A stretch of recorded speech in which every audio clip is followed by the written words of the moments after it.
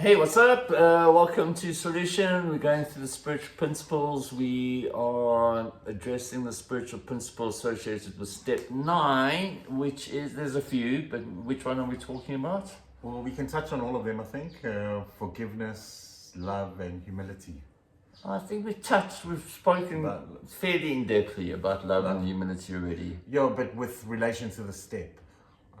I mean, I also heard discipline is associated with step 9. Okay. But I think this focus is honing on forgiveness. We can touch on those other ones if they come up, yeah? Okay, forgiveness. Forgiveness is a tough one. Can I read something on forgiveness? Yes. It's from a guy called Jeff Brown. I like Jeff Brown. Yeah, me too. Good old Jeff. I don't agree with everything he says, but no, but that's okay. By and large, okay. He's got a really good thing on forgiveness, which I really love. So it goes, forgiveness is not a concept, it's a process. And if you choose not to forgive at the end of that process, it doesn't mean that you are unhealed. It doesn't mean that you are a lesser human. It doesn't mean that you are not spiritual or evolved. It doesn't mean that you'll come back in the next lifetime to live it out again. It may just mean that forgiveness is not actually in your integrity. The assumption that forgiving the abuser is the benchmark of completed emotional and karmic process is the mistake. The real benchmark of resolution is whether you have gone through the emotional process authentically and have arrived at a place where the negative charge around that experience has dissipated. Perhaps you will learn some lessons, or perhaps you will eventually legitimately be liberated from the memories. Perhaps you will work it through so completely that you will have very little energetic charge around the events. Or perhaps you will actually realize that forgiveness is not essential to your healing and not your responsibility. The point is that focusing on your responsibility to forgive a wrongdoer sidetracks the whole process. Your sole responsibility is to arrive at whatever destination is true to you. That's the end of the video there, right? Like, that's pretty, that's Phil's spot on. I love it. Yeah.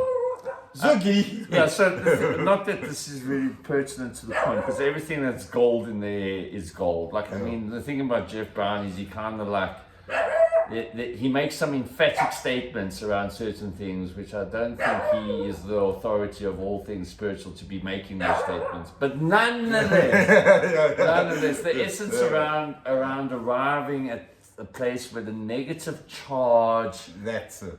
is I can't remember the exact word. Dissipated, thank you. Not necessarily gone, but dissipated. I think that is proper. And he says you can reach a point where you, like, so there's some people that, like, I struggle to forgive. And one of them's myself. Like, I struggle sometimes with forgiving myself. The alarms are going off here, the dogs are barking. Sorry about that, people. But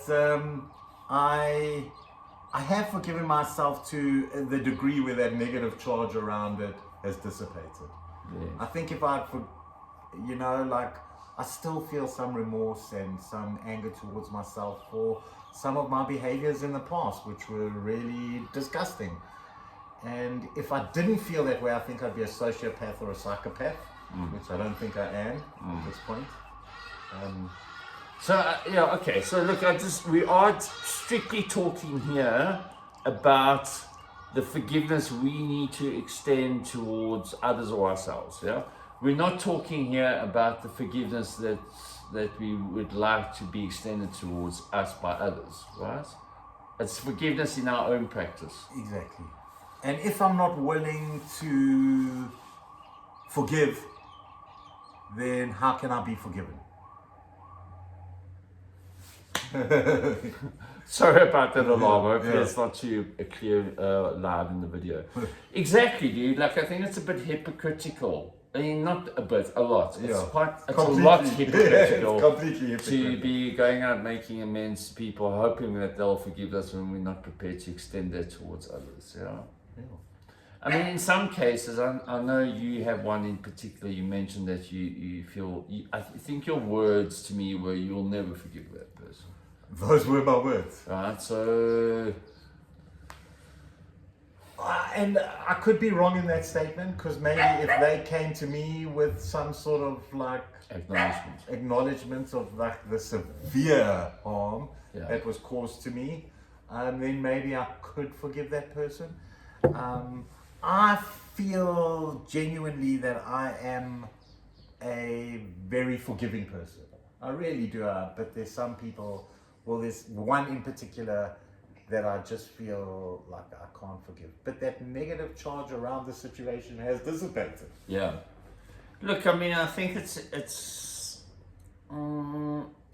I think in the thought process around the other person, right, who did the harm to me, like I think it helps to just infuse my considerations around maybe where that person was at, what's going on for them, whatever.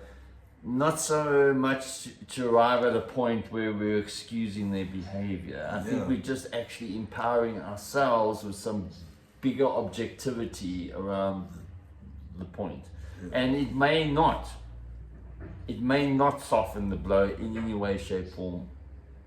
But I think if there is, again, we're talking about an optimal place to arrive at. If we can get to a point where we can forgive, I think that's first prize. But I don't think we should be thinking we have to forgive. Yeah. We really do have that choice not to. Yeah.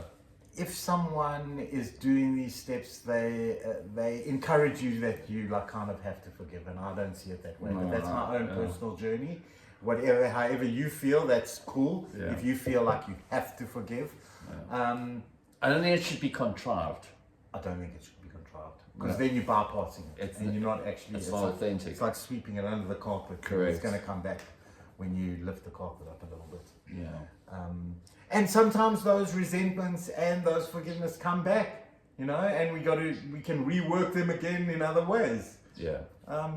They certainly do come back a lot of the time.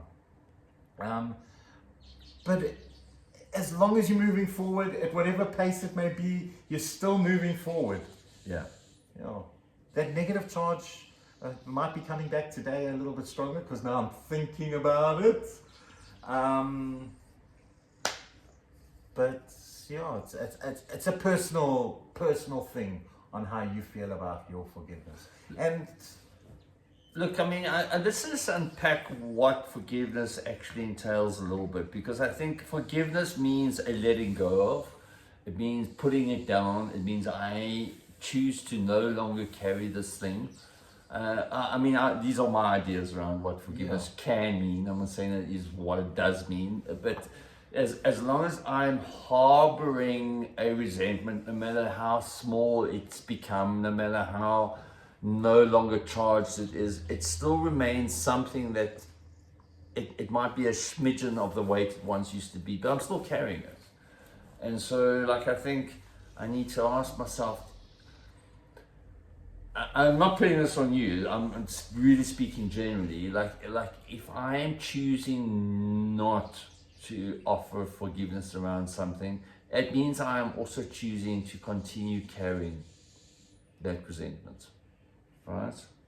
So I have to ask myself, how does that serve? Because it is, I'm choosing. If I've gone through this thought process and I don't want to forgive, it means I'm choosing to still carry it with me. How does that serve me? I don't know. I don't have the answers for that. That's something you need to maybe figure out for yourself. But I think it's something you have to explore for yourself. There's merit in just chewing on that one a little bit. Yeah. For sure. Is that it? I think that's it. Thank you. Don't let us get to a point where we have to try and figure out if we forgive you or not for subscribing or giving us a like. Please do that for us. We would really appreciate it. And if you don't, we will forgive you. Well, Brendan will. I don't know about myself. Thank you so much for watching. Wherever you are in the world, we wish you an awesome day. Peace.